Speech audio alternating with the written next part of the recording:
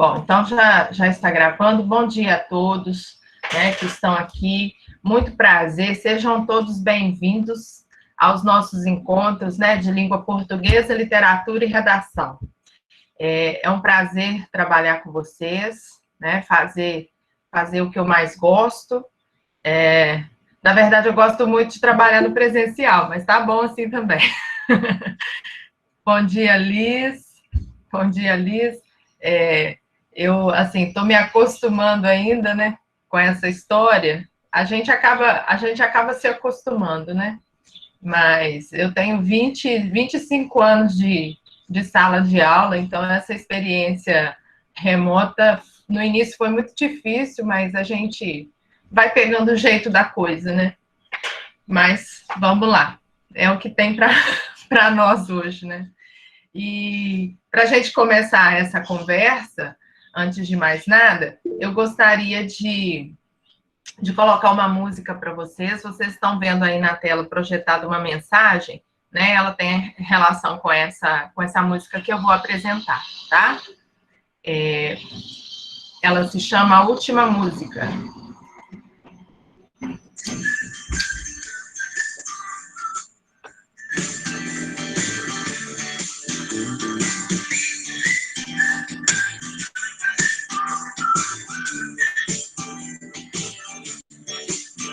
Escreva um livro, cartão, uma canção de amor. Ame mais, brigue menos, cante mais, no chuveiro, ande mais descalço, beije mais na boca.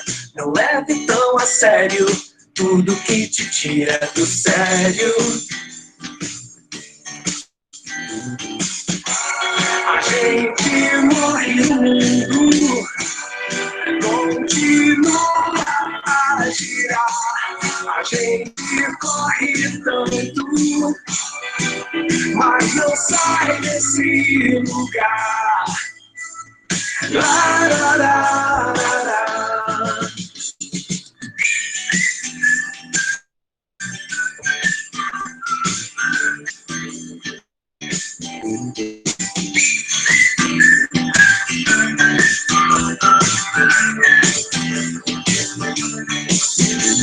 Não faça tempestade num copo de café. Não tente ser perfeito, não perca sua fé. Abra esse sorriso, brinque igual criança. Não vai embora agora, esqueça de lembrar da hora. Simplifique as coisas, amplifique o coração, coragem, fé e força. Hoje a vida é uma canção. Lá, lá, lá, lá, lá. Dance mais sem medo, diga eu te amo. Comece por agora, não deixe pro outro ano. Seja mais sincero e ajude sempre alguém. Ganhe dinheiro, mas não pise em ninguém. De que vale essa canção se você não cantar pra ninguém? De que vale a vida se a rotina só te impede de viver?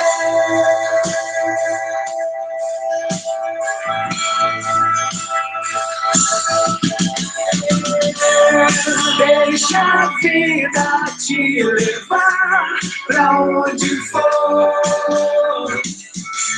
Deixa o tempo vai curar a nossa dor. Se esse dia demorar, tudo bem.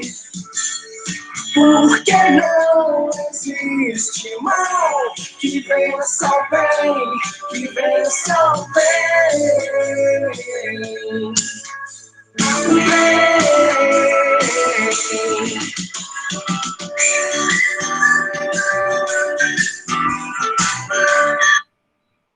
Bom, então, voltando aqui para a nossa conversa,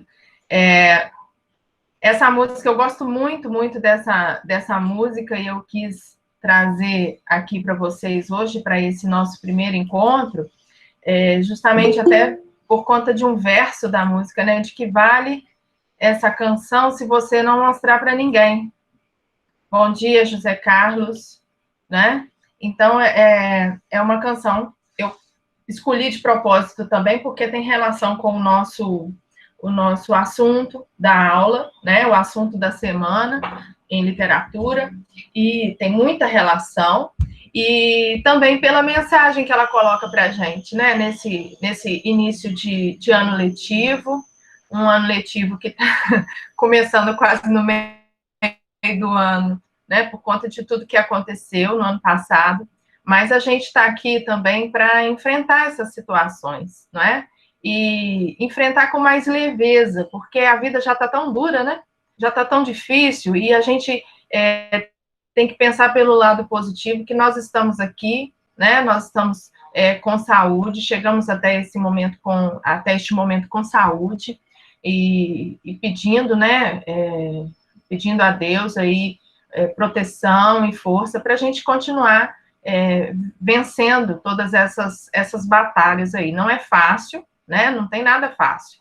Mas a vida é assim também, como diz o Guimarães Rosa, né, em Grande Sertão Veredas. É uma obra, um clássico da nossa literatura brasileira, né? E ele diz que o correr da vida embrulha tudo, a vida é assim. Esquenta, esfria, aperta e daí afrouxa, sossega e depois desinquieta. O que ela quer da gente é coragem, porque a vida da gente, ela não é uma vida, digamos, maniqueísta, né? Não tem dois polos. O maniqueísmo. O que é o maniqueísmo, né? É a relação bem e mal em lados opostos. Essas coisas boas e ruins, elas fazem parte da nossa vida, não é? O medo, que é o contrário de coragem aí, nessa relação antitética, né? Nessa antítese aí, o medo faz parte, a gente está com medo, mas a gente precisa ter a coragem para enfrentar os desafios, né? E como é que a gente enfrenta isso, né, nessa relação aqui escolar, né, sendo professor e aluno? O professor também, né, está tendo coragem de enfrentar essa situação, de se reinventar, e o aluno também, né, fazendo a sua parte, tendo uma rotina de estudos. Então, é nesse sentido que eu, né, trouxe essa mensagem para vocês, tá certo? Quero dizer para vocês que aqui nesse momento nos momentos síncronos, né, vocês podem me interromper a hora que quiserem, podem perguntar alguma coisa, tá certo? Pode colocar no chat aí, que eu vou voltando aqui toda hora e vou dando uma olhada.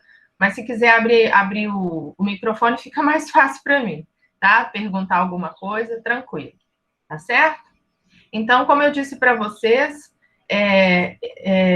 nós vamos trabalhar, né, com uma disciplina que tem 3 componentes curriculares. Então, é português, literatura e redação.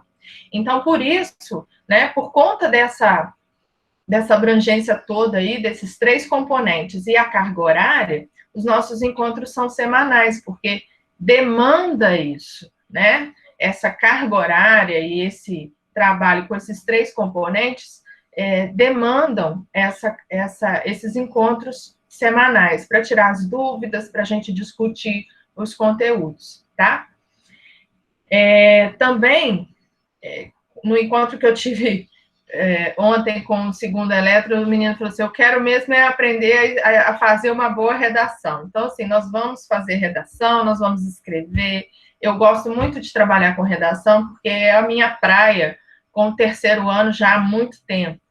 Então, assim, desde que eu vim nesses 25 anos de magistério, eu estou há 10 anos no IFE. Então, assim, desde que eu vim para o IFE, eu trabalho com os 3º anos. Só fiquei um tempo, né, afastada por conta do doutorado, eu fiquei um tempo com afastamento para o doutorado e voltei no finalzinho de 2019, né? Mas, assim, sempre trabalhando com os 3º anos, sempre trabalhando com a redação. Então, nós vamos escrever, eu vou dar a devolutiva das redações para vocês, e a gente vai ter uma boa evolução disso também, tá? Beleza, então, passando para o nosso interesse aqui, né, maior, que é o conteúdo, mas antes, eu quero só mostrar, eu não vou ler PAPR para vocês, mas é porque tem um detalhe que eu quero explicar com relação às atividades. Você, quem ainda não viu o PAPR, por favor, dê uma olhada, tá? Vocês vão ver que já está separado aqui, está relacionado, que os conteúdos estão relacionados aqui por semana durante todo o trimestre, né? Vai até a 11ª semana, na verdade, esse finalzinho aqui já vai contar o segundo trimestre, tá? Mas, por conta do calendário. Como é que eu vou distribuir essas atividades avaliativas? O que são essas atividades? Né, vocês viram lá, então, são 6 atividades semanais. Essas atividades semanais, elas são atividades de fixação do conteúdo. Então, é como se nós estivéssemos na sala de aula, né, e a gente trabalhando o conteúdo, e vocês fizessem uma atividade de fixação. E essas atividades, geralmente eu procuro colocar os questionários com feedback. Então, quem já fez o questionário da semana, já viu lá, se errou uma questão, aparece, né, para aquela questão errada, aparece o feedback, ou seja, uma explicação para a resposta correta daquela questão. Então, isso também é uma forma de tentar garantir a autonomia de vocês nos estudos, né, de vocês verificarem o que erraram e ver o que dá para revisar, o que dá para me perguntar, né, para tirar dúvida, tá certo? Então, é uma forma também de vocês terem essa disciplina e essa autonomia nas atividades. Nós vamos fazer 2 produções textuais, né, no valor de 2,5 pontos cada uma, com relação aos gêneros textuais que nós vamos estudar. O primeiro gênero vai ser resenha, que está lá na 4ª semana, tá?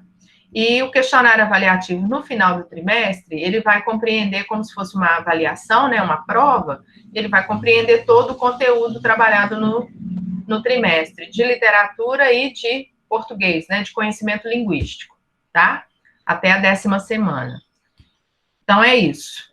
A distribuição de pontos vai ser dessa forma. Tem uma indicação aqui de uma leitura, tá?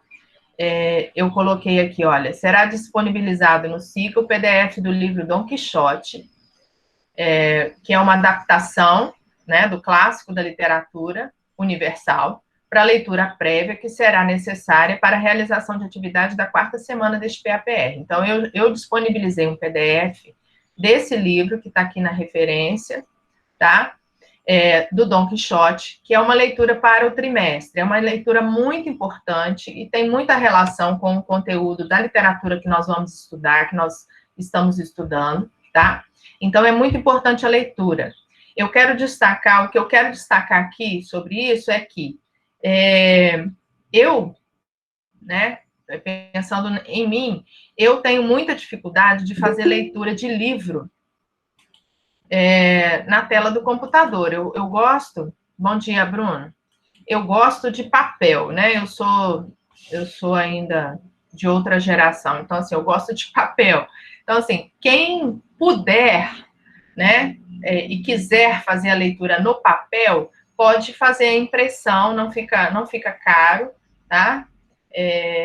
Mas quem realmente não tiver condições de fazer essa impressão, né, quem quiser a impressão e não tiver condições, a coisa está difícil mesmo, a gente sabe que, né, a situação não está fácil para todo mundo. Então, quem não tiver mesmo condições de fazer essa impressão, pode me mandar uma mensagem no privado, que eu faço, tá? Eu tenho cota de xerox lá no IFE, eu vou lá e faço a impressão e deixo lá na guarita, né? A gente arruma um jeito de entregar, tá certo? Então, é isso que eu queria destacar. Mas a leitura é muito importante, certo? A leitura desse livro é muito importante para o nosso trabalho, tá? É uma forma também de vocês, né, entrar em contato com uma excelente obra da nossa literatura. Dom Quixote é um cara muito engraçado, e eu tenho certeza de que vocês vão gostar. O ano passado, os meninos leram e gostaram muito também, tá? Então, Eu já li esse livro que minha escola pediu. Ah, que bom. Aí. Quem falou aí, eu não vi. Eu. Ah, o Lucas. Beleza, Lucas. Que bom, já é meio caminho andado, né? Para o nosso trabalho. Ele é ótimo. Então, a gente vai trabalhar dessa forma, tá certo? O ano passado deu muito certo, então eu estou repetindo o que eu fiz no ano passado com relação a essa distribuição das atividades. Eu procuro escolher, eu tenho um programinha aqui que tem uma seleção de questões, e muito atual, ela está sempre sendo atualizada, então, assim, de vestibulares, de processos seletivos, então eu vou selecionando dentro daquilo que eu acho mais relevante dentro do conteúdo, tá? Então, e com esses feedbacks funciona muito bem, tá certo? Outra coisa que eu quero destacar é a importância de vocês olharem os materiais que são postados. Primeiro, porque dá muito trabalho para eu fazer, né? Então, assim, esses slides, esse PDF que eu vou colocar toda semana, mesmo quando vocês tiverem o livro, que vocês receberem o livro didático deste ano, eu vou continuar colocando. Esse PDF, ele traz todos que eu colocar, né? Ele vai trazer o roteiro para a semana, então você vai seguir esse roteiro, né? Do que você vai fazer durante a semana, os vídeos, a sugestão de vídeos, são sugestões, tá, gente? Não é obrigatório assistir esses vídeos, se você pesquisar o tema e quiser assistir a outros vídeos, fiquem à vontade. O material complementar, por quê? Porque esse material eu vou trazer o resumo. Então, o resumo do conteúdo vai estar aqui, mesmo que você tenha outras fontes. O resumo está ali, tá? E a indicação da atividade. Então, tem um roteirinho aqui básico para você seguir. Por quê? Porque eu tenho aluno dentro de casa, né? A minha filha é minha aluna também. Então, eu sei como é que funciona. Vai lá no Siga, vê naquele cantinho direito lá, né? Atividades. Aí tá lá, fechando amanhã. Aliás, a da Elaine tá fechando hoje, né? Fechando hoje a da Elaine, vou lá fazer, né? Mas, por favor, não leu o material, não viu, né, a matéria. Então, por favor, dá trabalho para fazer. Vamos ver o conteúdo, vamos pesquisar, vamos estudar, né? Ter essa rotina de estudo, tá bom? Então, o material aqui dessa semana, vocês viram, né? Quem já teve a oportunidade de ver, o material, o resumo está aqui, tá certo? E aí, esse comunicado aí no final. Tem dúvida, né? Pode me procurar nos momentos síncronos, no WhatsApp. Quem não tem WhatsApp, manda e-mail, manda sinal de fumaça, tá bom? Mas manda. Tá certo? Deixa eu ver se tem. Tem aqui, não. Nenhuma mensagem, mas pode me interromper, tá bom? Então, gente, partindo para o que interessa, né, que é o nosso conteúdo da semana, eu sempre também nos momentos síncronos eu vou, à medida que o conteúdo for andando, né, a gente vai usar também os momentos síncronos como forma de tirar dúvida de alguma atividade, mas para esse começo de conversa, eu preparei também, e eu sempre trago materiais, né? Eu sempre trago materiais para o momento síncrono, porque qualquer coisa vai surgir, né? Dentro das dúvidas. Então, o primeiro tópico que eu selecionei para começar com vocês é de literatura. Aí você vai falar, mas por que tem que estudar literatura, né? Português já é tão difícil, já não basta português, que é muito difícil. Mas não é difícil, não, porque é a língua que você fala, né? Mas a literatura é um componente muito importante, por quê? Porque ela está relacionada ao trabalho com a linguagem. Então, a literatura, sendo a arte da palavra, como dizia o Carlos Drummond de Andrade, né? A literatura é a arte da linguagem, é a arte da palavra, é a expressão, né, na sua máxima virtude, vamos dizer assim. Então, a literatura, ela reflete um determinado contexto, um determinado momento histórico, determinadas relações sociais, e por isso a literatura ela é muito importante nesse nosso trabalho com a linguagem. Por quê? Porque ela vai trazer para nós, assim como a história também traz, repertório.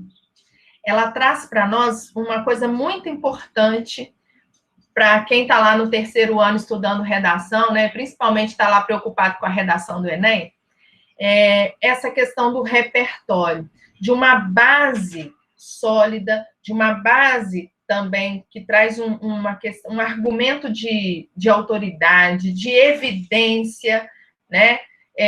Para que a gente possa argumentar, para que a gente possa se posicionar diante da realidade, porque argumentar nada mais é do que isso, né? Você saber se posicionar diante da nossa realidade. E a nossa realidade, a vida em sociedade, ela traz para nós muitas questões, e muitas questões polêmicas, não é?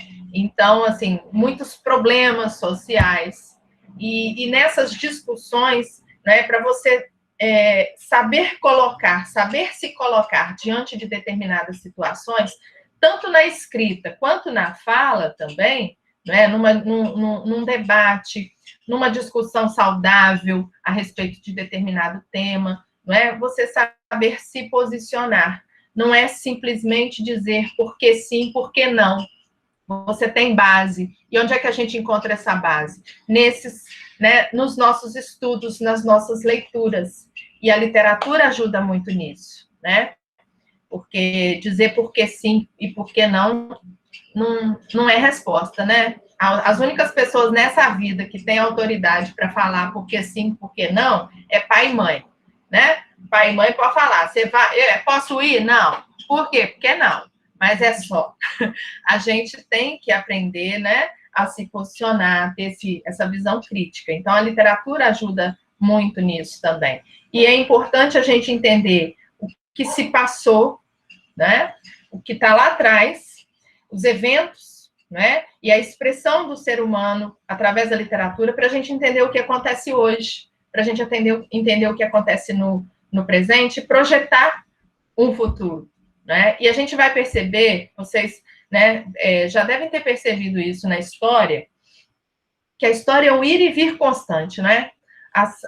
Os fatos e os comportamentos em determinado momento histórico, eles se repetem, né? Eles, às vezes, com uma outra configuração, mas eles se repetem. Então, é nessa questão. Então, vocês viram que o trovadorismo foi um movimento da nossa literatura, né? E a gente vai falar bastante da literatura na Europa, da literatura portuguesa. Por quê? Porque o Brasil foi achado no início do século XVI, né? Então, até o nosso achamento, a gente não tinha nenhum registro escrito. Então, a nossa cultura, a nossa literatura, ela vai se basear por alguns séculos no que foi produzido na metrópole, né, em Portugal. Então, a literatura portuguesa, para nós, ela é muito importante nesse sentido, para entender todos os eventos históricos, né, e todo o acontecimento da nossa literatura a partir do início do século XVI, tá? Então, em Portugal, nós temos uma escola literária chamada trovadorismo, que ela tem início ali no iniciozinho do século XII, vai até o século XIV, mais ou menos, que é o período até quando dura aí esse período medieval, né? A gente sabe que a Idade Média começa muito antes, mas a partir do século XII, por quê? Porque nesse século é que tem os primeiros registros de textos escritos que foram reunidos, que foram compilados, e aí você tem uma literatura chamada de trovadorismo. Por quê? Porque a palavra trovadorismo, ela vem de troubadour, que é uma palavra francesa, que é aquele que compunha a trova, né, os versinhos da música, e ele vai atribuir várias várias estratégias de composição para dar musicalidade a esses versos, né, para que esses versos possam ser cantados ao som de instrumentos musicais. Então, eram as canções. E aí, quando eu apresentei aquela música no início da nossa conversa, a última música, né, você tem ali, eu tenho certeza que ainda tem gente aí ouvindo a melodia, né? Então, a gente morre, a gente morre e o mundo continua a girar, a gente corre tanto, mas não sai desse lugar. Então, esses versos vão ficar, aí vocês vão lembrar dele durante o dia, tenho certeza, mas, assim, a música, ela tem esse poder, né? Mesmo que você não goste da música, né? Às vezes aquele som é tão chiclete que fica na sua memória, então é de mais fácil memorização. Então, aí você imagina, né? Num período da Idade Média, muitas coisas acontecendo, muitos problemas sociais, né? Também. E aí foi uma forma que eles encontraram também de entretenimento, de diversão, através da música. E é isso que a música faz com a gente, né? Pelo menos comigo, eu gosto muito de música, né? Mas a música tem esse poder de entretenimento, né?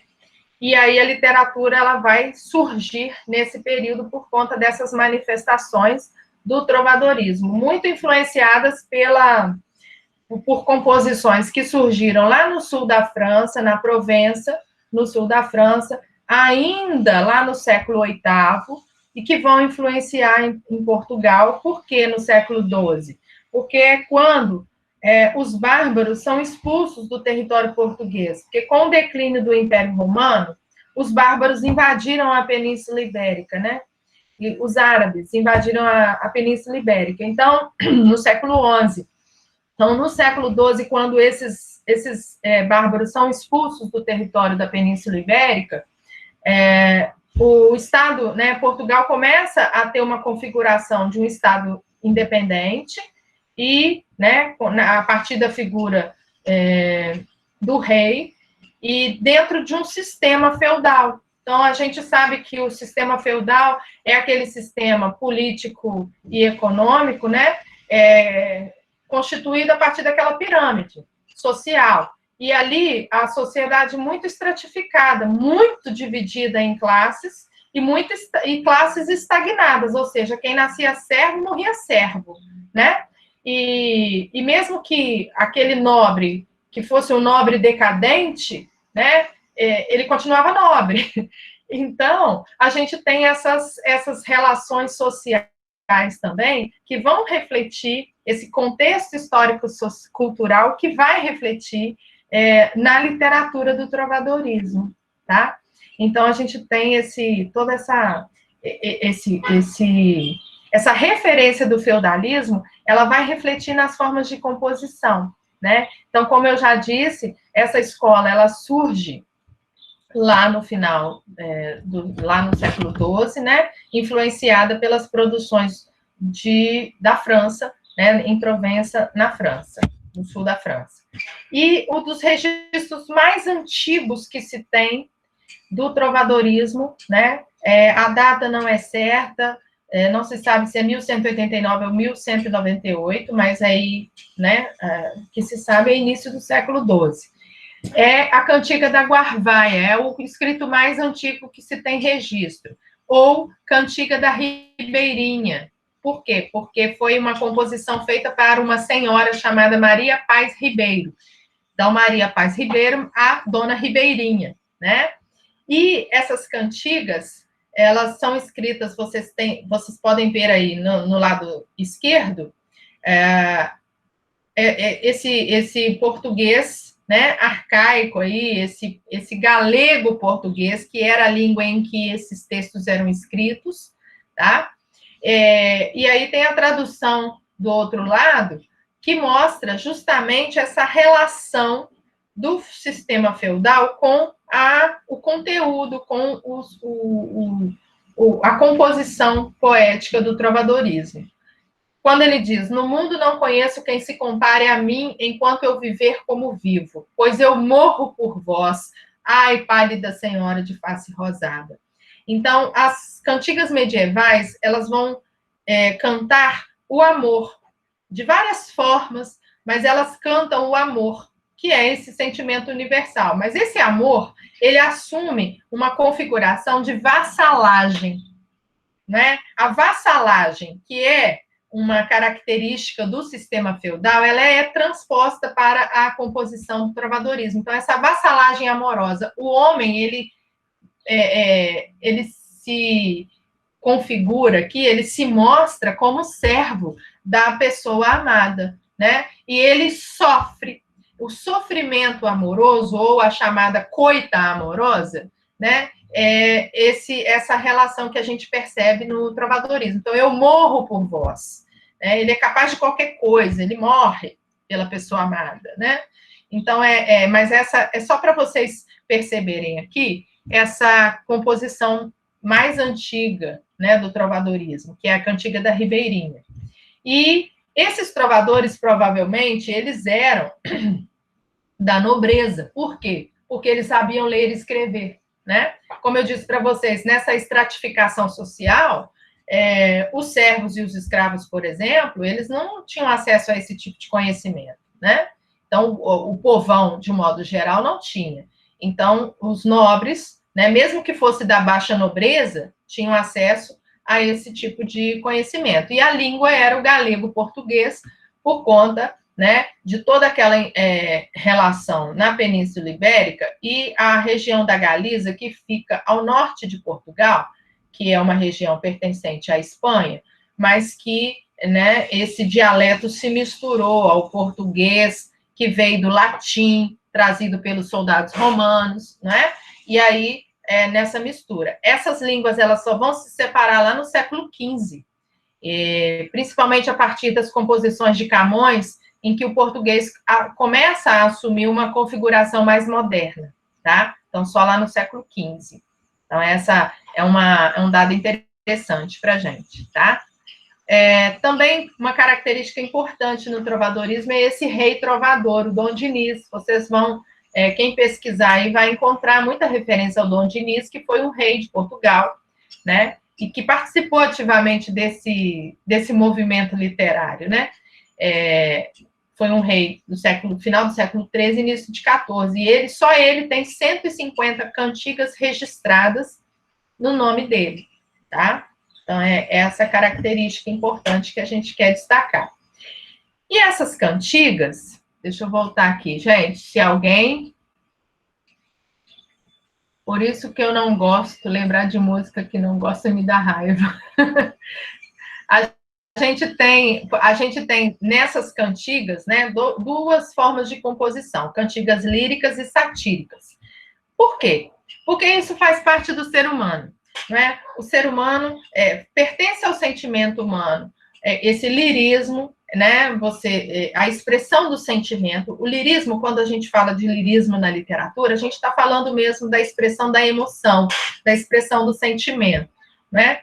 As cantigas satíricas, o próprio nome já diz, né? A sátira é a crítica, que também pertence à expressão humana, não é? Então, ao discurso humano. Então, é a expressão do sentimento, a expressão da emoção e o posicionamento, a crítica, através de versos.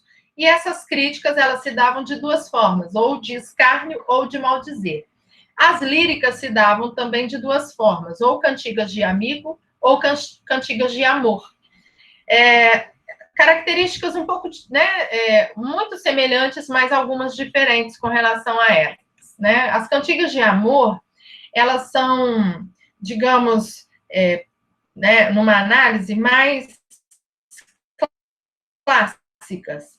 Elas não têm refrão, porque a gente sabe que a música que tem refrão, né, a música que repete ali, ela é mais chiclete, né? Ela fixa mais, né? Na nossa memória. A música que não tem refrão, ela já é mais difícil, mas ela também demonstra que ela foi mais difícil para aquele para aquele trovador, né, estabelecer essa composição sem nenhum refrão. Então, ela é mais clássica. E o eu lírico, ou seja, o sujeito poético aqui, ele é masculino e ele vai cantar essa vassalagem amorosa, né? E essa coita amorosa também, né? O sofrimento por amor com relação à mulher amada, tá? O Mia Senhor, vocês vão ver muito nas cantigas, Mia Senhor é minha senhora. Não tem essa flexão de gênero, né? Fica senhor. Você vê o gênero pelo pronome, Mia, que é minha, né? Mas a característica principal da cantiga de amor é essa, né? É como se a gente pensasse, por exemplo, Faroeste Caboclo, Renato Russo, 9 minutos de música, né? Que vai, parece uma narrativa em verso, né? Não tinha medo, tal João de São Cristo, a Escritura dizia, quando ele se perdeu, e vai, 9 minutos, sem refrão, né? Já, por exemplo, outras músicas que têm esses refrões ou esses artifícios, elas fixam mais. É o que acontece com a cantiga de amigo, né? A cantiga de amigo, ela vai, uma outra característica, tem esse sofrimento amoroso? Tem, mas com a característica de que o sujeito poético aí, o eu lírico, ele é feminino, e ele vai cantar a saudade do amado que partiu, do amigo, que na linguagem, no galego português, amigo era namorado, era amante, era amor, né? Então, era o amado. Então, a gente tem essa relação. E o cenário em que essas cantigas eram produzidas, o cenário é sempre a natureza. Então, o eu lírico vai pedir para a natureza notícias do seu amado, né? O eu lírico feminino. E também há o recurso dos refrões, então elas são mais populares, elas são mais, né, ela tem mais, de mais fácil memorização por conta dos refrões e dos paralelismos. O que é o paralelismo na poesia? É quando você tem, no caso do trovadorismo, eles estabeleciam assim, um par de estrofes, ou seja, né, 2 estrofes, em que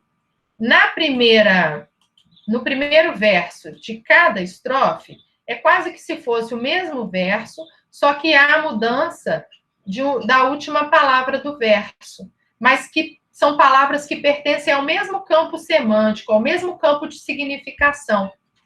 Entendeu? Então, assim, continua sendo a natureza, né? Ai, flores do verde pinho, se sabedes novas do meu amigo, ai, Deus, e Então, tá, né, o Dom Diniz aqui, ele tá pedindo, né, assumindo esse eu lírico feminino, ele tá pedindo notícias do amado que partiu.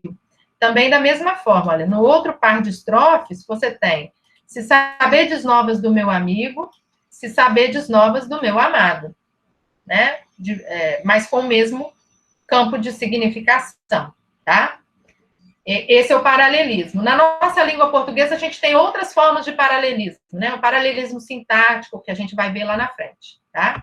Mas é essa a questão no trovadorismo. Isso é o paralelismo, tá? Então, aqui um outro exemplo de cantiga de amigo, né? Ondas do mar de Vigo. Então, tá pedindo para o mar notícias do amado. É sempre, né, nesse contexto, tá? As cantigas satíricas, que podem ser de escárnio e de maldizer, se dividem, né, nesse tipo de crítica, de posicionamento. O que é muito comum nas duas são os termos obscenos, né, termos chulos, palavrões mesmo, uma linguagem mais debochada, cheia de trocadilhos. Isso é comum nas duas. O que diferencia é que a cantiga de escárnio, ela faz uma sátira indireta. Ela utiliza da ironia, que é um recurso de linguagem em que você diz uma coisa querendo dizer outra, né? E também a pessoa o alvo da sátira, o alvo da crítica, não é nomeada, não tem nome da pessoa, tá? Então, essa é a diferença. O que acontece com a cantiga de maldizer é que ela faz uma crítica direta, ela nomeia o alvo da sátira, da crítica, né? E ela não tem ironia, ela é direta mesmo, tá? E com termos chulos para a época, né? Com palavrões. Então, um exemplo de cantiga de escárnio. A gente tem aqui o Ai, Dona Feia, que é um clássico desse tipo de cantiga. A mulher se queixou para o trovador de que ele nunca tinha feito uma trova para ela. Então, ele vai e faz. Então, ele fala, você se queixou que eu nunca te louvei em meu trovar, mas agora eu faço um cantar para você. Mas aí ele faz um cantar e no refrão ele diz, Dona Feia, velha e louca. Vocês vão achar, no texto original, Dona Feia, sem o i, né? Dona Feia, velha e sandia, que é a mesma coisa que louca, tá? Então, vocês podem ver, tem um refrão, né? E essa crítica indireta. E o nome da mulher não aparece, né? Já na cantiga de maldizer, o nome, o alvo da crítica aparece. No caso aqui é o Martim. O Martim Jogral, que desfeita sempre convosco se deita a vossa mulher. Vedes-me andar suspirando e vós deitado gozando vossa mulher. Então ele está, né, dizendo aqui, cantando a inveja, né, de ver o Martim Jogral, que tem uma mulher, se deita com ela, e aí a gente pode perceber na última estrofe aqui, né, palavrão, né, palavras de baixo calão que eles usavam. Então, assim, a gente imagina que as cantigas satírica, principalmente essas de maldizer, eram mais populares, né, eram tocadas e dançadas. A gente imagina, e pelo que a história conta, é isso, tá certo?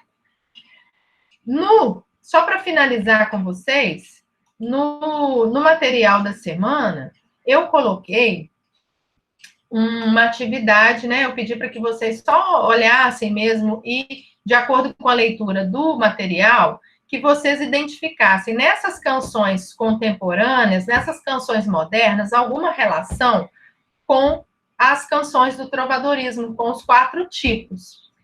Então, eu coloquei aqui o Por Você, do Frejá, Atrás da Porta, do Chico Buarque, Eu Sou um Problema, do Projota, e Perfeição, do Legião Urbana.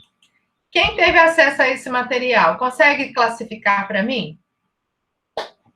Vamos lá, agora é a hora do vamos ver. Vocês conseguem classificar essas 4? Pode escrever. Estou olhando o chat aqui.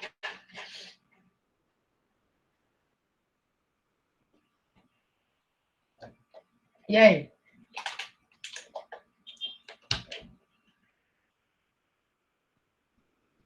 Consegue, gente?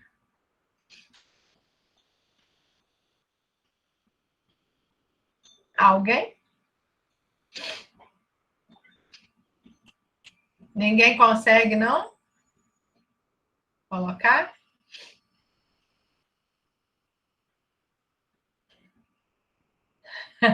Ah, tá. Não, é dessas canções que eu coloquei nessa atividade, né?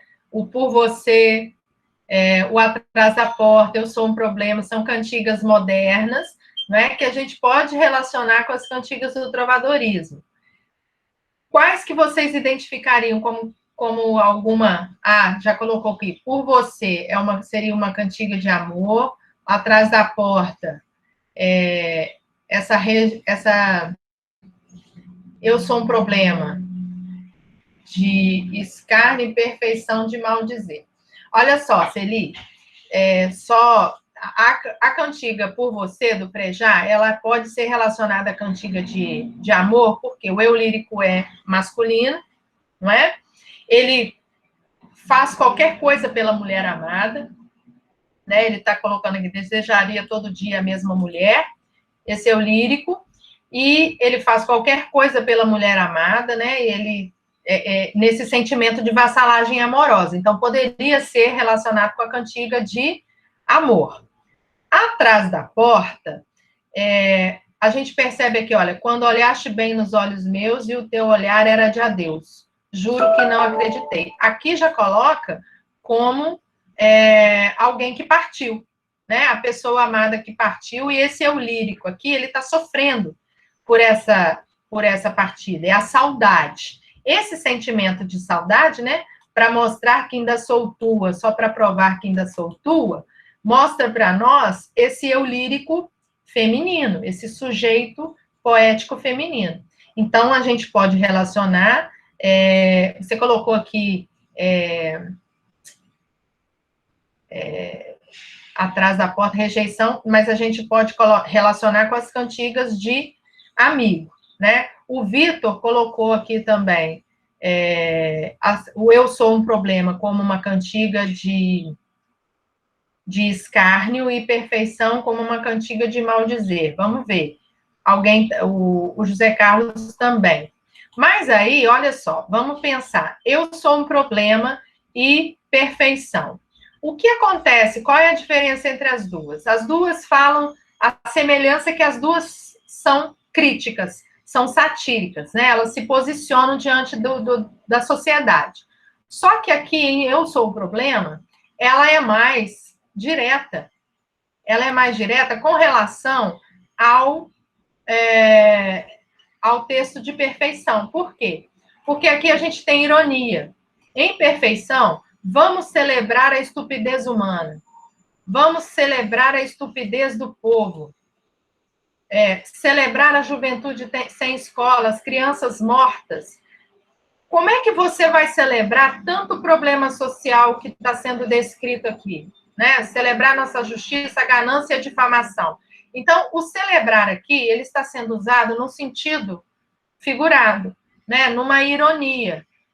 Então, eu estou dizendo uma coisa e eu quero dizer outra. Eu não tenho nada para celebrar aqui. Eu vou celebrar a fome, né? É uma música muito atual, Perfeição, mas eu vou celebrar a fome. Então, nesse registro da ironia, você tem uma semelhança com as cantigas de escárnio, não é? Já em Eu Sou o Problema, do Projota, você tem uma relação mais direta com essa crítica. Né? Por aqui, todo dia, nasce um Neymar, pobre criança, só aprende a driblar o sistema de segurança, ou se liga no outro tipo de carreira, o mundo é louco, te transforma em pó, depois te cheira. Tem metáfora? Tem linguagem figurada? Tem. Mas o discurso é mais direto, a crítica é mais direta. Então, poderia ser uma cantiga, né, relacionada a uma cantiga de maldizer. Tá certo? Então, a gente tem essa... Deu para entender agora? Então, a gente tem essa relação com a literatura, né, influenciando as formas de composição. Uma literatura produzida lá no século XII, que vai influenciar, e a gente vai perceber essa influência. Por quê? Porque antes a tradição era só oral. Então, quando você tem os primeiros registros escritos, né, você tem, e isso vai perpetuar pelos séculos, e isso vai influenciar toda a nossa forma de composição moderna também. É claro que com outra roupagem, né, com outra configuração, mas é isso que a gente observa da nossa literatura também, tá? Então, gente, eu vou finalizar aqui. Hoje demorou mais um pouquinho, porque eu primeiro precisava falar com vocês a respeito, né, das nossas atividades, do PAPR, mas, assim, prometo que da próxima vez a gente vai ser mais, né, mais objetivo no caso, mas, assim, a gente tinha muita coisa para falar hoje, tá? Eu vou finalizar, porque eu tenho outra aula daqui a pouco, mas eu agradeço a presença de vocês.